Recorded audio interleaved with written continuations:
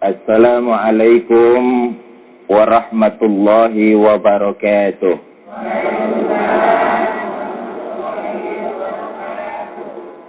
Alhamdulillahi rabbil alamin. Salatu wassalamu ala sayyidina Muhammadin wa ala alihi wa sahbihi ajma'in. Amma ba'du. Alhamdulillah, berkat izin dari Allah Subhanahu wa ta'ala, pada hari ini kita dapat berkumpul, bertemu dan bermuajahah di tempat yang penuh berkah ini. Salawat dan salam selalu kita curahkan pada junjungan kita Nabi besar Muhammad sallallahu alaihi wasallam yang telah membawa kita keluar dari zaman biadab menuju zaman peradaban sekarang ini. Ibu-ibu dan bapak-bapak, saudara-saudara pemirsa Antv di mana saja berada. Allah Subhanahu wa ta'ala berfirman, Laqad khalaqnal insana fi ahsani taqwim. Ada enggak ayatnya di Quran? Surat apaan? Enggak tahu. Kata Allah, sungguh telah aku dijadikan manusia itu sebaik-baik ciptaan. Kita manusia ini dijadikan oleh Allah sebagus-bagus ciptaan. Manusia diberikan akal, tapi juga manusia diberikan hati. Beda dengan makhluk ciptaan Allah.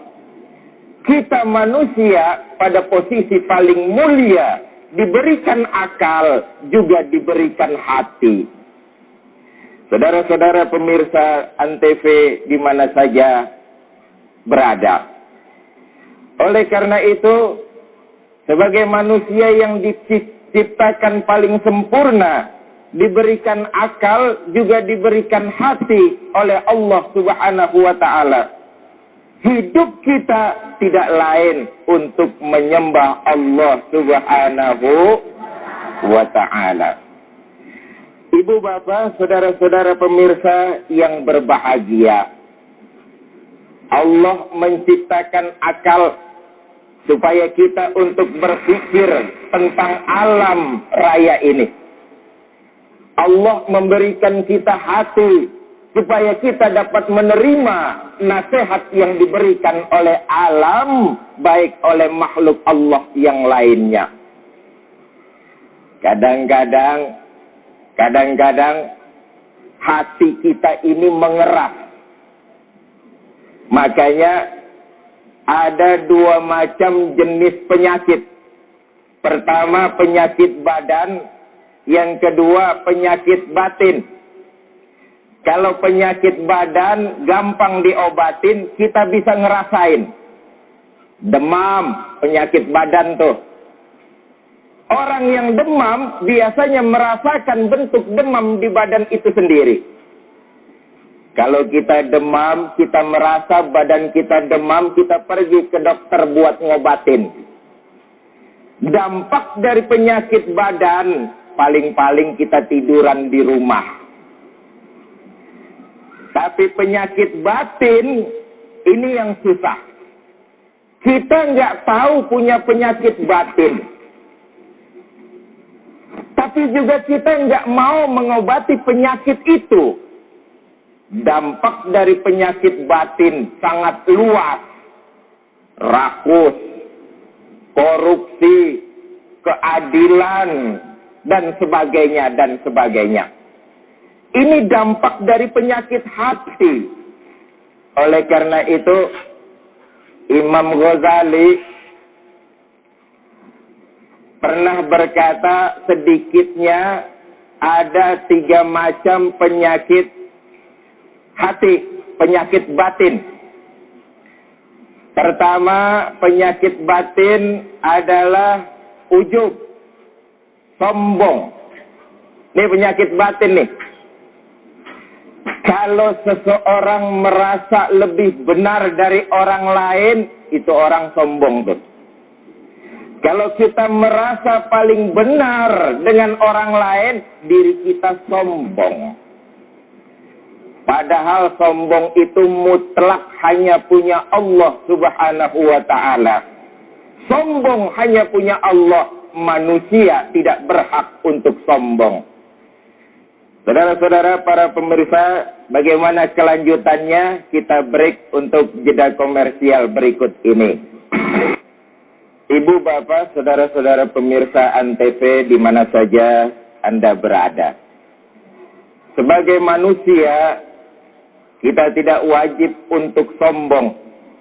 Sombong mutlak hanya buat Allah. Sombong karena jabatan, sombong karena kekayaan, sombong karena ilmu, sombong karena kerupawanan. Manusia tidak wajib untuk sombong, Allah saja yang berhak untuk sombong. Apalagi sombong karena kekuasaan. Allah tidak suka, manusia pun tidak suka. Jangan mentang-mentang lagi berkuasa, kemudian berlaku seenaknya saja. Ini pernah diriwayatkan terjadi ketika zaman Khalifah Umar bin Khattab. Satu hari ketika Gubernur Amr bin As menjadi gubernur di Mesir, satu hari Gubernur Amr bin As melihat-lihat di depan istananya. Di depan istana Amr bin As ini ada sepetak tanah dan gubuk reot milik Yahudi.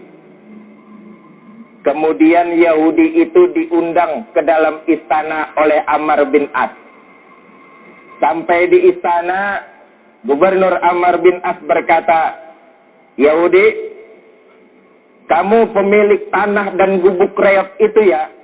"Benar, Tuan." "Saya mau beli tanah kamu." "Buat apa, Tuan?" "Nanti di atasnya saya akan bangun masjid. Saya ingin beli tanah kamu. Berapa kamu minta akan saya bayar?" "Saya nggak jual, Tuan. Saya bayar 2 kali lipat." "Saya nggak mau, Tuan. Saya ganti rugi 3 kali lipat." "Tuan, namanya ganti rugi, biar diganti tetap aja rugi, Tuan." "Saya nggak mau, Tuan." Kata gubernur, "Jadi kamu nggak mau, Yahudi?" "Nggak mau, Tuan." "Kalau kamu nggak mau, tanggung sendiri akibatnya ya." Pulang Yahudi ke rumahnya. Besok Amr bin As mengeluarkan surat perintah penggusuran. Rumah Yahudi habis digusur, diboldoser, diratakan oleh tanah. Sambil berlinang air mata Yahudi ini berkata, "Begini ya nasib rakyat kecil. Begini ya nasib rakyat kecil dizolimi oleh penguasa." Pikir punya pikir, akhirnya Yahudi ini berkata, "Iya ya, Amr bin As kan cuma gubernur. Di atas gubernur kan ada jabatan yang lebih tinggi, khalifah. Saya mau lapor sama khalifah tentang kesewenang-wenangan gubernur Amr bin As." Berangkat Yahudi ini lapor sama Khalifah Umar bin Khattab. Yahudi dari Mesir, khalifah adanya di Madinah. Berangkat dari Mesir ke Madinah untuk mencari keadilan. Ketika ingin memasuki kota Madinah, Yahudi melihat seorang laki-laki berteduh di bawah pohon korma. Kemudian ditanya oleh Yahudi, "Selamat siang, Pak." "Siang." "Bapak kenal khalifah?" "Kenal." Istananya terbuat dari apa, Pak? Istananya terbuat dari mutiara-mutiara iman. Pengawalnya banyak, Pak. Banyak.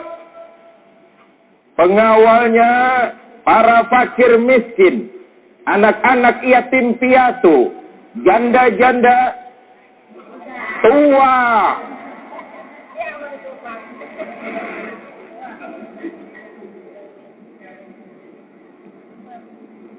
Kalau gitu, di mana saya bisa ketemu Khalifah Umar, Pak? Di bawah pohon korma, di depan saudara. Jadi Bapak, iya. Jadi Pak, iya. Yang ditanya rupanya Khalifah Umar. Kemudian Yahudi ini mengenalkan diri. Pak, ada apa? Saya ini Yahudi. Terus, saya mau lapor sama Bapak tentang gubernur Bapak di Mesir yang bernama Amr bin As. Kenapa dengan Amr bin As? Saya punya tanah dan rumah, Pak. Ditawar sama gubernur Amr bin As untuk dibeli. Di atas tanah itu katanya nanti akan didirikan bangunan masjid. Saya nggak mau jual. Dipaksa sama gubernur Bapak Amr bin As. Saya nggak mau jual. Rumah saya diboldoser, diratakan dengan tanah. Saya kesini menuntut keadilan, melapor kepada Khalifah Umar bin Khattab. Kata Umar bin Khattab, Yahudi, iya Pak. Kamu lihat di depan ada tong sampah. Lihat Pak. Pergi ke sana, ambil sepotong tulang, bawa ke sini. Ini Yahudi bingung. Jauh-jauh dari Mesir ke Madinah, suruh ngambil tulang di tong sampah. Setelah dapat sepotong tulang, kemudian dikasihkan kepada Khalifah Umar bin Khattab. Khalifah Umar mengeluarkan pedang, kemudian menorehkan pedang itu di atas tulang. Red, garis lurus tepat di tengah-tengah tulang. Setelah selesai Khalifah menggoreskan pedang di atas tulang, Khalifah Umar berkata, Yahudi, sekarang kamu pulang. Bawa tulang ini sampaikan kepada gubernur saya Amr bin As. Bawa tulang ini sampaikan kepada gubernur Amr bin As. Yahudi makin bingung. Jauh-jauh dari Mesir ke Mekah ke Madinah dapat tulang. Tuan, kalau cuma tulang, saya nggak perlu lapor sampai ke Madinah. Di Mesir juga banyak tulang. Sudahlah, kata Khalifah Umar, kamu pulang, sampaikan tulang ini kepada gubernur saya Amr bin As. Pulang Yahudi. Kemudian bertemu dengan gubernur Amr bin As. Sampai di istana gubernur Amr bin As, Amr bin As berkata, ada apa Yahudi? Ada oleh-oleh Tuan. Dari siapa? Dari Khalifah Umar bin Khattab. Oleh-oleh apa? Tulang. Setelah tulang itu diberikan kepada gubernur Amr bin As, pucat wajah gubernur Amr bin As, keringat dingin bercucuran. Bagaimana kisah ini selanjutnya? Kita akan lanjutkan setelah komersial break berikut ini. Ibu, bapak, saudara-saudara pemirsa Antv di mana saja berada. Setelah gubernur Amr bin As menerima tulang dari Yahudi, mukanya pucat, badannya keluar keringat dingin menggigil ketakutan. Yahudi makin bingung melihat gubernur Amr bin As. Dalam hatinya, baru sekali ini seumur-umur ngelihat gubernur takut sama tulang. Setelah mendapat tulang dari Yahudi, gubernur kemudian memerintahkan kepada aparatnya untuk membongkar masjid. Aparatku, kata gubernur Amr bin As, bongkar masjid itu. Kembalikan tanah dan gubuknya kepada pemiliknya Yahudi. Berikan mereka haknya. Yahudi makin bingung. Kemudian bertanya kepada gubernur Amr bin As. Tuan gubernur, masalah bongkar masjid mah gampang. Saya mau tanya, itu tulang sebenarnya terbuat dari apa sampai gubernur takut banget sama tulang? Kata gubernur Amr bin As, Yahudi, ini tulang sebenarnya tulang biasa. Tapi karena yang mengirim Khalifah Umar bin Khattab, tulang ini bermakna dua. Pertama, tulang ini mengingatkan kepada saya bahwa manusia semuanya pasti akan jadi tulang itu. Betapapun besar kekuasaan, betapapun banyak pangkat dan jabatan, saya pasti bakalan jadi seperti tulang itu. Kalau yang garis tengah ini lurus ke bawah, ini tandanya khalifah berpesan kepada saya. Hai Amr bin As, jangan mentang-mentang kamu punya jabatan. Jangan mentang-mentang kamu sedang berkuasa. Bertingkah laku zalim menindas rakyat jelata. Jadilah kamu seperti garis lurus ini. Adil. Baik adil ke bawah maupun adil ke atas. Kalau kamu tidak bisa berbuat adil, maka pedangku yang akan menebas lehermu. Ini pesan Khalifah Umar bin Khattab. Kemudian kata Yahudi, begitu ya Tuan? Iya, Tuan, sungguh sangat mulia ajaran Islam. Maka mulai saat ini, saksikanlah Tuan Gubernur, Ashadu an la ilaha illallah wa ashadu anna Muhammadar Rasulullah. Masuk Islam Yahudi gara-gara ajaran Islam. Ini yang saya maksud kembali ke konteks awal, akal untuk berpikir, hati untuk membenarkan apa-apa terhadap penciptaan Allah Subhanahu wa ta'ala. Sombong bukan milik manusia, Allah yang punya. Nih, penyakit batin sombong. Penyakit batin yang kedua yaitu dengki. Apa dengki itu? Nggak mau ngelihat orang lain mendapat nikmat dari Allah. Orang yang punya penyakit dengki akan merusak dirinya sendiri. Oleh karena itu kita berharap kepada Allah agar menjauhkan hati kita dari penyakit-penyakit tersebut. Ibu, bapak, saudara-saudara, pemirsa Antv di mana saja berada. Oleh karena itu, mari sama-sama kita berharap kepada Allah, semoga di akhir hidup kita mendapat kehidupan yang husnul khatimah. Oleh karena itu, mari sama-sama kita tutup pengajian kita ini dengan Fatihah dan doa. Ala haziniyah al-Fatihah. A'udzu billahi minasy syaithanir rajim. Bismillahirrahmanirrahim. Alhamdulillahirabbil alamin. Arrahmanir rahim. Maliki yaumiddin. Iyyaka na'budu wa iyyaka nasta'in. Ihdinas siratal mustaqim. Siratal ladzina an'amta 'alaihim ghairil maghdubi 'alaihim waladdallin. Astaghfirullahaladzim. A'udzu billahi minasy syaithanir rajim. Bismillahirrahmanirrahim. Alhamdulillahirabbil alamin. Allahumma shalli wa sallim wa barik ala sayyidina Muhammadin.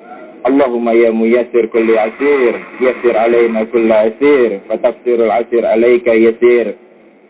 Allahumma ya man la yahtaju ila al-bayani wa tafsir, hajatuna ilaika katsir, wa anta alimun biha wa khabir. Rabbana atina fid dunya hasanah wa fil akhirati hasanah wa qina azabannar. Subhana rabbika rabbil izzati amma yasifun. Salamun alal mursalin walhamdulillahi rabbil alamin. Sekian, terima kasih, mohon maaf. Assalamualaikum warahmatullahi wabarakatuh.